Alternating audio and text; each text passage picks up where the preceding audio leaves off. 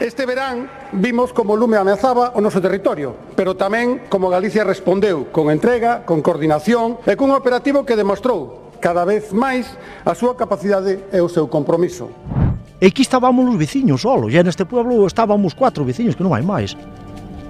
No de arriba ainda hai algunha xente máis, pero aquí 4 veciños. E tuvemos que marchar escopeteados, claro. Aí estivo o goberno galego, co presidente Rueda, que a conselleira, día tras día, estivo tamén cos profesionais, estivo tamén toda Galicia, nunha unidade unida e responsable, respondendo con eficacia ante unha situación que foi extrema. Pero a administración, nada, é que a administración, dices, dalle un 0, é que eu penso que é un 10 menos 0. Que xa non sabes nin como catalogar eso.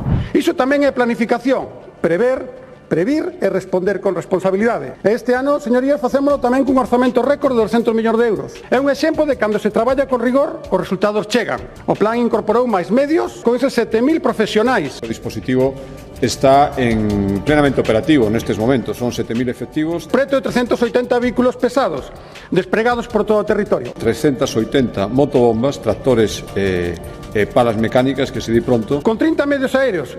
E 30 medios aéreos. Tamén o personal fixo discontinuo, que amplía o seu tempo de traballo, a mostra dun modelo que mellora ano tras ano. Non fixeron nada, nada.